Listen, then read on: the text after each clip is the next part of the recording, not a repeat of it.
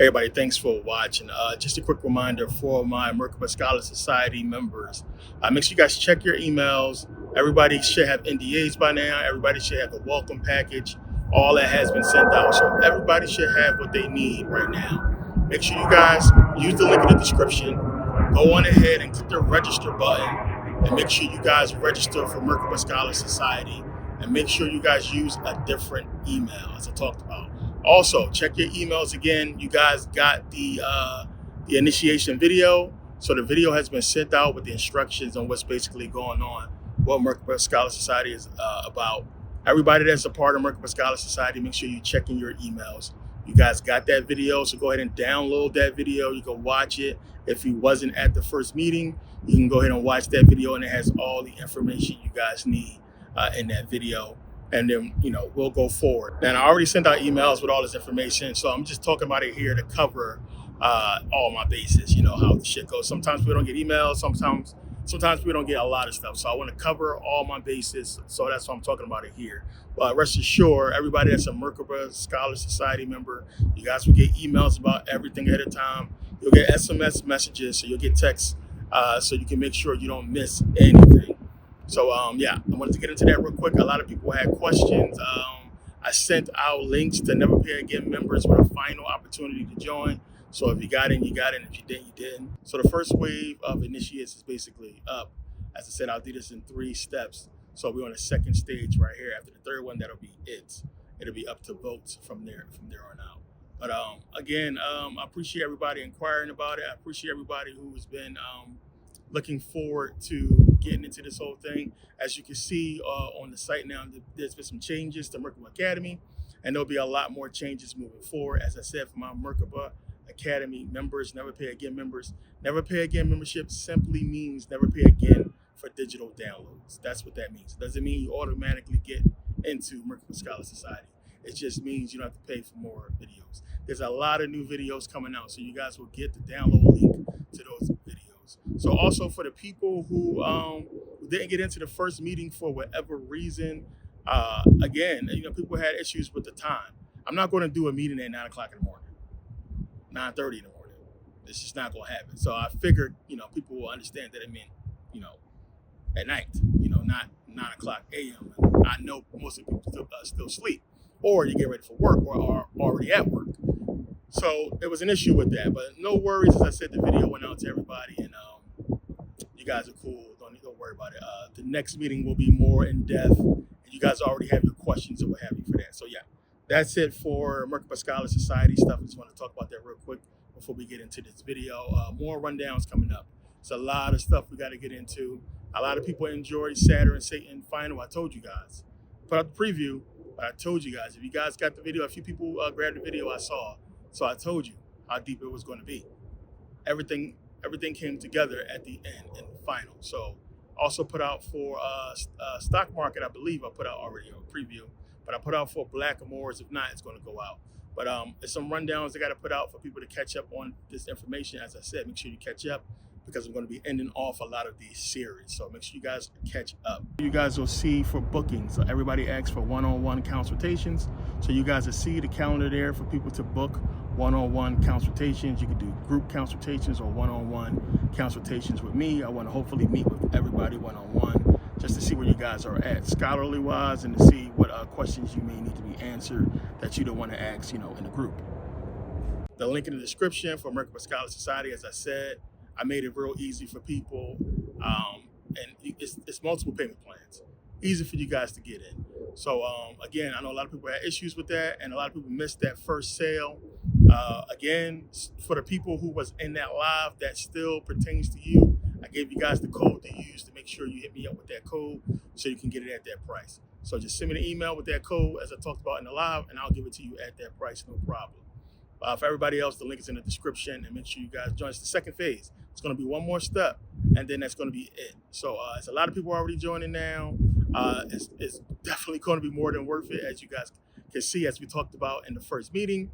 And this is going to benefit you guys in more ways than just knowledge and everything like that. So again, my goal is to make sure everybody who logs out or leaves a meeting from our society is one step closer to their goal in life, and is one step better than they was when they first logged in to join the meeting. I want to make sure you guys are at really good positions and good points. I had some people, talking shit because of what happened with my situation. The reason why I did the little promo video that's going to be at the end of this video, so you guys can see my life. So a lot of people saw the video, they had no idea. Like, I've made millions and millions of dollars. So people had their little inside jokes because of what happened with the IRS. That's done and over with now. Done and over with. So again, I've made millions of dollars. I've bought your dream car probably twice. This is not somebody on here begging for your attention or money. I don't need it. Everything is straight up. Everything is good. I've been super open and honest with you guys about everything. So again, my position and where I've been in life, what I've done, my accomplishments are still there. Plain and simple. So that video wasn't to brag or flash. It was to show you guys what I'm capable of and what I can show you guys how to get. So for people who follow me personally on my personal Facebook, you guys already know. You guys already seen the money. You guys already seen everything I've done over the years. And that was just a little taste. So we're going to be doing a lot of trips, a lot of stuff we're going to be doing on Merkabah Scholar Society. As I mentioned before, we have a couple trips coming up. Dubai, of course, Egypt, of course, Thailand, a couple of places. I'll be doing live from these countries when the time comes. And then eventually we'll get into that with the group. A lot of people asked about the book that I showed in the live. That book is for Merkabah Scholar Society members. You do not have to pay for the book. Every member gets this book free. But yeah, I appreciate you guys taking time to watch. Let's get into this rundown. I'll see you guys next video. So Proverbs really breaks down a lot of, beautiful sayings, the wisdom. And we're going to get into, this being part of the wisdom books of the Bible.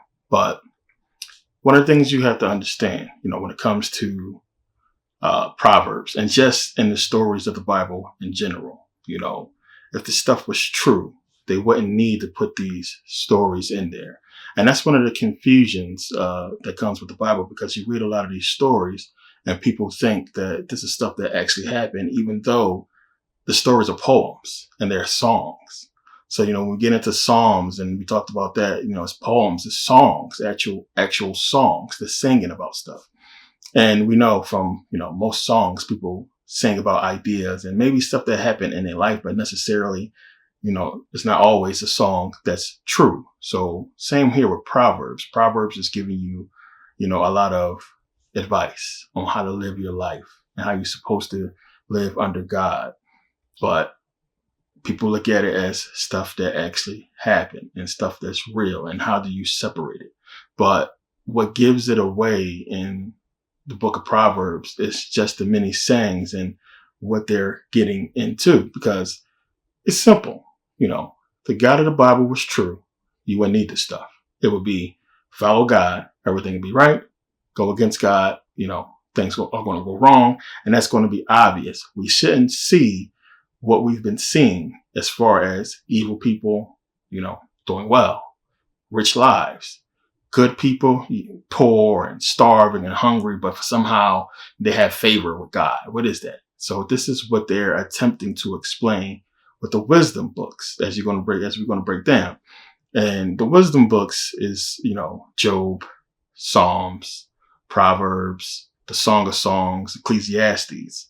And really the main three is Job, Psalms, and Ecclesiastes, which we'll get into, which we got into Job already. But you see how it's breaking down for you to try to understand why stuff happens the way that it happens, and how you really don't have no, control over everything. But if you follow God, supposedly, and listen to, his words and commandments and so on and so forth, you should be living a good life. But what is that really about, esoterically? So you got to think about the religious order back then. How are they going to really push this information on the people? How are they going to get people to accept it? Because now we're talking about some stuff that's, there's no distractions back then. There is no social media, football and stuff like that. People are dedicated to this and trying to understand what it's really about. So what are you going to do to get people to really accept the Bible, accept this word and everything? Which is one of the reasons why they kept the word for themselves and didn't let people read it for a long time.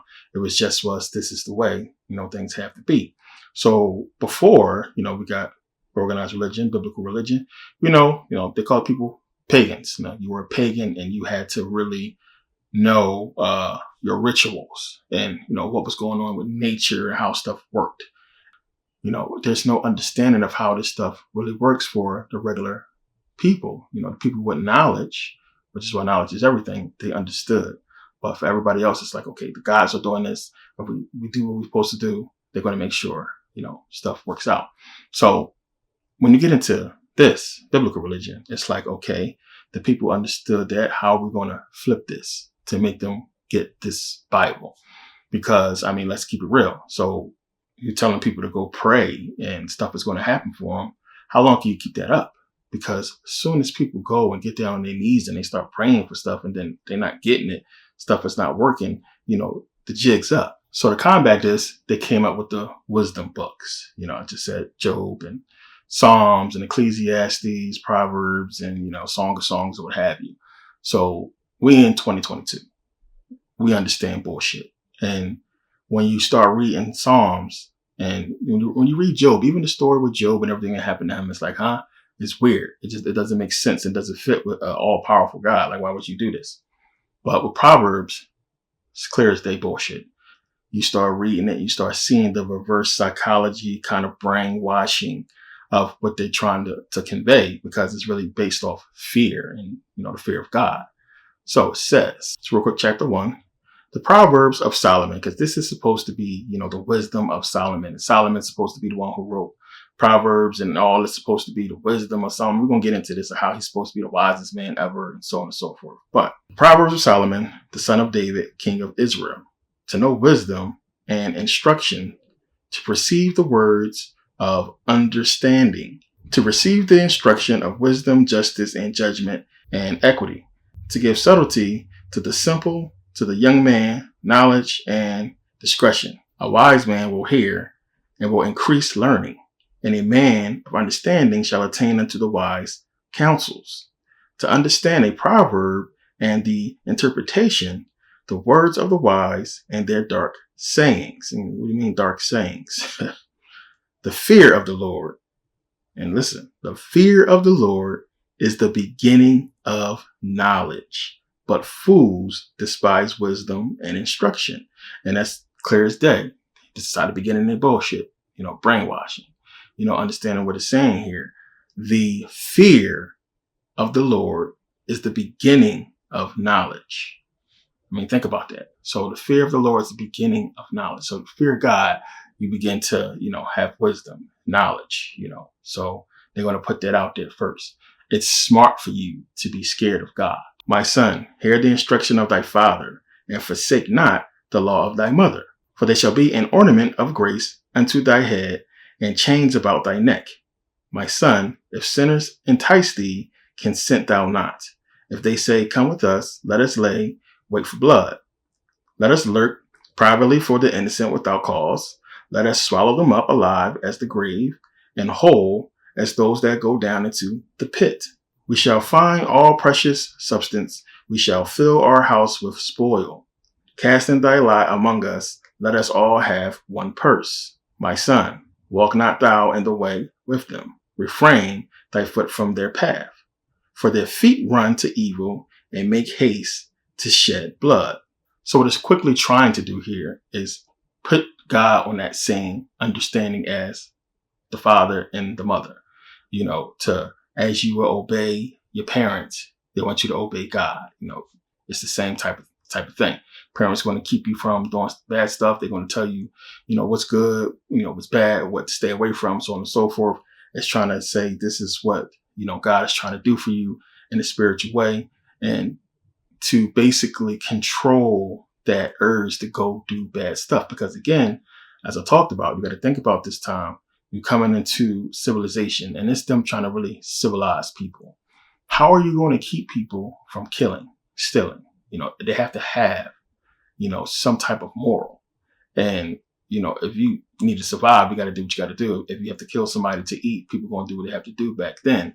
And it's trying to civilize that and get people to understand that if you're doing this, it's wrong. If people telling you to go do this, don't do it. We don't want this kind of stuff. It's, it's going to be against God, and bad things is going to happen to you, if you go down this path.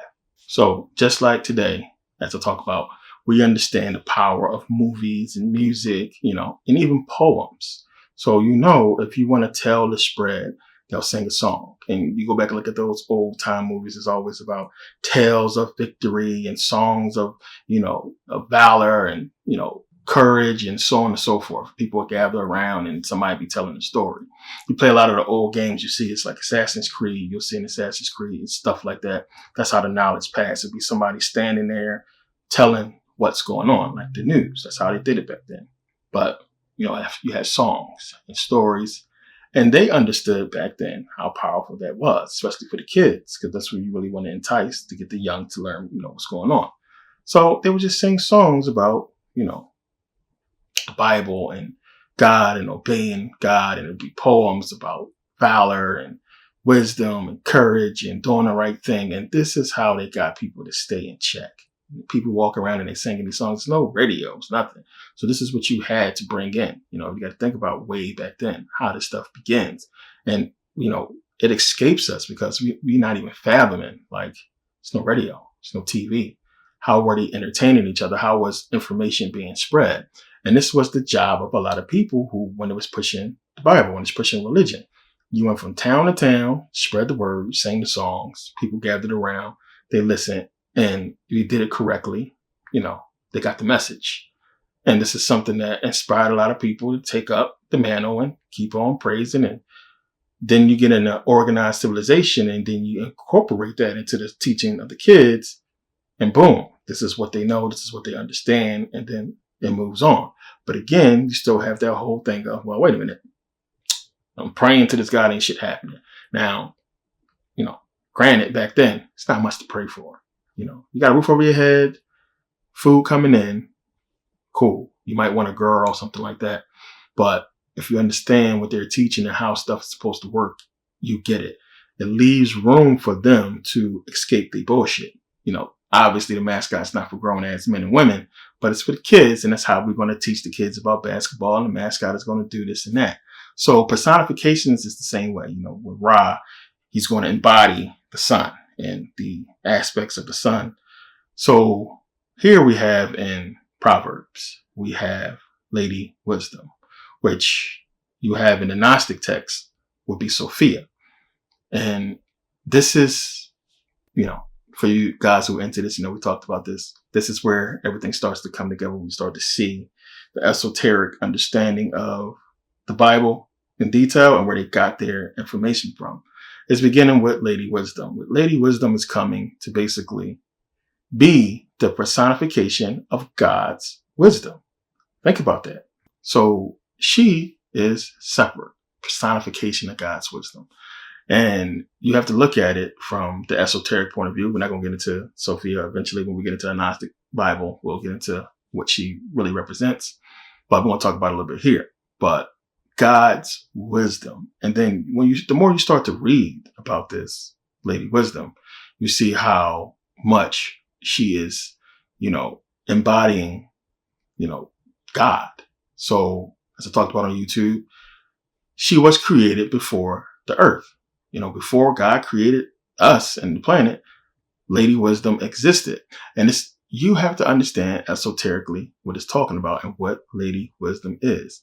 She is the wisdom of God personified, but she's a part of God. So you go back to Genesis when it's talking about in the image of God created he him, male and female created he them. So you have to think about it. Let us make man in our image after our likeness. So who is he talking about? Who is our? So here we go. And it's telling you, because they don't tell you that in the beginning of the Bible. It's like, okay, well, why wasn't she mentioned in Genesis to make it make more sense? And this is what I talked about before in the beginning of the Bible series, to where as we go along, you're going to see things go back to different books in the Bible to try to make it make sense. So here's one of those instances, and there's a lot more, where we have Lady Wisdom. And Lady Wisdom is, telling you, hey, I was here before all the stuff was made. God made me before he made you. And you have to understand esoterically what that is. So it's saying here, and this is in Proverbs 8, we read 22 to 31. The Lord formed me from the beginning, before he created anything else. I was appointed in ages past, at the very first, before the earth began. I was born before the oceans were created, before the springs bubbled forth in their waters, before the mountains were formed, before the hills I was born. Before he had made the earth and fields and the first handfuls of soil, I was there when he established the heavens, when he drew the horizon on the oceans. I was there when he set the clouds above, when he established springs deep in the earth. I was there when he set the limit of the seas so they would not spread beyond their boundaries. And when he marked off the earth's foundations, I was the architect at his side. Think about what she's saying here. I was his constant delight, rejoicing always in his presence. And how happy I was with the world he created, how I rejoiced with the human family. This is a big deal. I think about what's being said here. I was there before the heavens, before the earth. I was with God. And then as you get more into it, she's saying, I have this authority because I was here, so I can say what I'm saying, and you have to listen to me as you basically would listen to God. So if you're talking about, wisdom being, God's wisdom personified, this is God in essence, what we're talking about. So this is the feminine aspect of God. So we go back, as I talked about in the garden, and understanding that that's what it's talking about. Male and female, masculine and feminine energy. So we got into with Adam and Eve. How was it that, you can have a woman come from a man's rib, which we know is impossible. It's giving you, again, the electron, and understanding that the electron is what orbits the nucleus of an atom. And that orbit is called a rib. So Eve is Christmas Eve. You guys heard me say this before a million times. Eve means before, like Christmas Eve, New Year's Eve. Eve means before. Woman came before man. But it's giving you the understanding that one, even still, man is there. So there's still the masculine part of the atom, and there's the feminine part. But you have the electron first. So boom, you have the electron orbiting that, and you still have this masculine energy, but it's giving you more esoteric understanding that this is wisdom. It's giving you consciousness. So even before all this, because if we talk about atoms, is going to give us material. So she is saying, before all that stuff, I was there.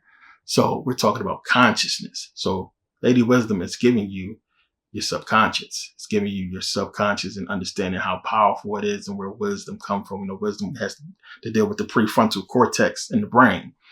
And this is consciousness, and it's really trying to go deep here for Masons and people who understand what's really going on here. But for the lay person, regular person, it's wow, this is a revelation. This is powerful. She was here before everything was created. She was at God's side. So we need to really pay attention, because why?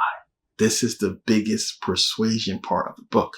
I got to get you to understand, because if by now you're not respecting this God, what did I tell you? If you're reading up to, you get to 2 Samuel, you're already done with God. God on some bullshit, crazy. But then now you have Lady Wisdom come. Before you have this masculine part of the Bible and God's wrath and so on and so forth. But then you have Lady Wisdom come and say, I'm a part of God, and now it's like, okay, let's listen to what she's saying. But what she's saying and conveying to everybody is, hey, you need to listen to God, follow God's wisdom, so on and so forth. And I can say this because I'm basically God. So when you get into that whole understanding of wisdom, it's knowledge.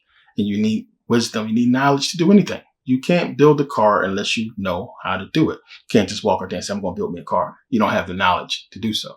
You don't have the understanding. You need to get that first. So she's breaking down how important wisdom is, and how it's in everything that we do, how you have to instill it in every aspect of your life, how it's going to play a role in the decisions that you make, whether you're successful or not, because everything begins with understanding. Proverbs is one of those books that's tough for preachers to get into, and they'll quote it all the time. It's a lot of, amazing things to quote from it. But if you get into the story of it and what's being said, it raises too many questions. And that's the thing. It raises too many questions. Here you have wisdom telling you that, this is what you need to follow. Anything outside of this, you really shouldn't be messing with. So, what does she mean? And this gets really deep as you get into in the Bible. And it's one of the reasons why preachers will not touch Proverbs and get into the story, because it raises too many questions. And these are the questions that Lady Wisdom, she puts out there. And it's like, okay, wait a minute. If this is in the Bible, how do we got these people doing and saying what they said? So the thing is, what are these questions? And these questions are very important. So let's take a look at what she's trying to convey. Who is allowed to speak with God, to depend on God's presence wherever they are and whenever they need, to feel God's love and compassion envelop them and give them peace? Okay, understand. Who is allowed to speak with God? Who is allowed to do this?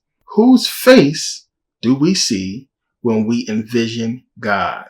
And who do we allow to see themselves as being made in the image of God? Think about that. Think about that. How can you just say God look like you? How? Who are you to say that? Where can you proclaim or give proof that God gave you authority or knowledge to say, this is how he looks? Who do we allow to serve as God's voice and messenger to the world? Question mark. Think about that, what's being said. So who is supposed to be the one to tell us this stuff? And then Lady Wisdom is basically saying, nobody can tell you this stuff. I can say what I'm saying here because of who I am. And then proceeds to basically break down what this stuff really means. So we're going to get into this outside of the Bible, but this is basically what it's saying. Inextricably tied to these questions is the inevitable question of power. Who gets to claim the authority to decide the answers to these questions?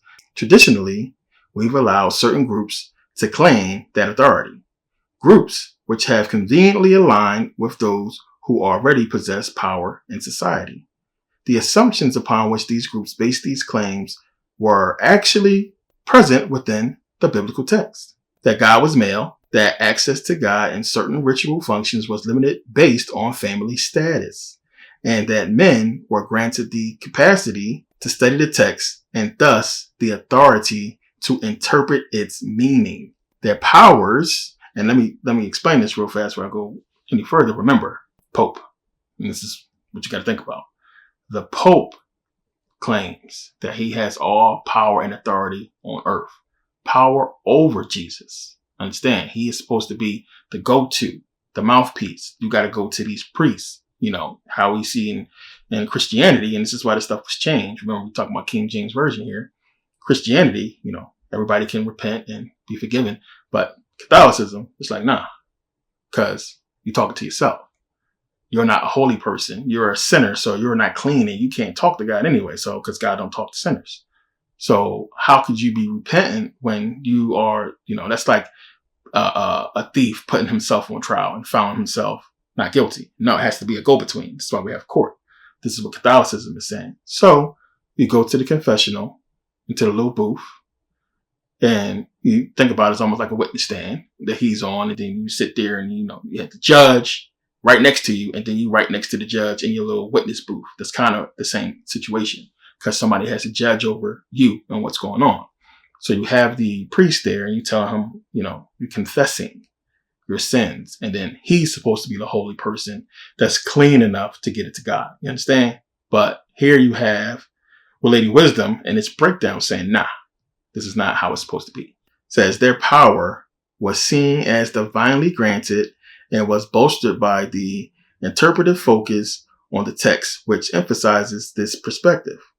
When the imagery used to describe the actions of God reflects the assumed cultural frameworks of male gender, it simply makes sense that men will claim authority based on the assumption that God is their gender.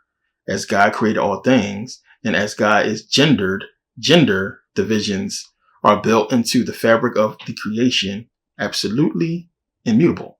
Wisdom does something radical here. Therefore, by claiming the authority to speak for God as one who was present at and active in the creation of the building blocks from which creation was constructed, wisdom is sweeping away all human assumptions about the nature of God, of the creation and power, declaring that these questions are not only completely immaterial, but based upon a fundamentally false premise. Wisdom is rejecting the claim that humans have any say-so whatsoever in the workings of God's relationship to God's creation, upsetting and undermining all human claims to authority. Instead, she is declaring a new framework of authority and power built upon following the path of wisdom. Now, if you're following the path of wisdom, what are you following? Well, I just talked about your subconscious, consciousness, following yourself. Again, you don't have to be taught right from wrong. You know it's wrong to do certain things. That's just built into you. So it's giving you esoterically here to understand that this is within you, and that's where you're supposed to look. Same thing. Jesus is telling you later on in the New Testament, hey, I'm in you, you and me. The kingdom of heaven is within you, so on and so forth. It goes on to say, wisdom commands attention from everyone and places herself in vantage points where she will be visible to every single person. Wisdom is neither hidden nor allows anyone to hide her, and calls out to all people to hear her message. The word of God from the only one besides God with the actual authority to claim to know the will of God, as wisdom is visible from everywhere in the human city and speaks to all who live. The path of wisdom is thus available to the entirety of creation, regardless of gender, class, race, or any boundaries established by humanity. This is killing the papacy. Implicit within this framework is a dual rejection of special status. One, the special status of specific scholars with the authority to interpret the meaning of the text. And two, mystery cults, where the knowledge of God is only accessible to people at certain levels of access. And this is one of the ideas, understanding that ran the Masons out of a lot of countries because people just didn't like cults and the Bible spoke against them. And this is why everybody came up against the papacy, which again, you have to understand that this is stuff that they knew that they put in the Bible, but we know they're all in this together. But this is an esoteric understanding for people in the know to get what it's talking about you. So, pertaining to God, that's you. It's talking about you, being within yourself and really governing yourself. Instead, wisdom demonstrates the absolute universality of her path through the equivalent of seizing control of every form of media. She carpets the human city with her message, rendering it impossible for any human to avoid hearing her.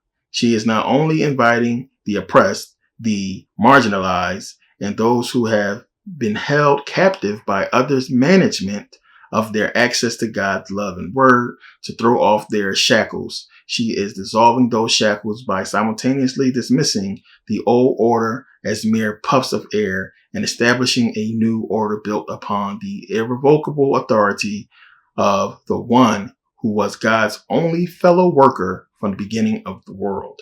In this framework, all are expected to follow the path of wisdom equally, not only for their own individual good, but as the path is woven into the very fabric of creation and is thus the only way to achieve the will of God for a harmonious balance of creation.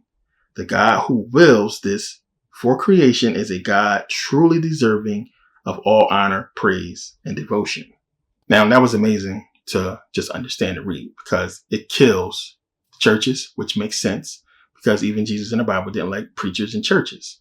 It kills the papacy, which makes sense because, dude, you got to prove to us that you're actually talking to the God. And how come I gave you this message or I confessed to you to have my sins forgiven, but I'm still the person I am and things are not getting better in my life, so on and so forth. And it gets rid of the whole craziness of, biblical religion, and it puts it in a different realm. And it's like, okay, Lady Wisdom, it's the personification of God's wisdom, which is really a personification of your wisdom. This is you. This is just your subconscious who you need to listen to. That's all you need. Nothing else matters. It's in you, within you. So, of course, I know a lot of you understand where this came from already. We know the Bible is not, so, virtuous, and the people who wrote it didn't give us this on their own. This comes from Ma'at.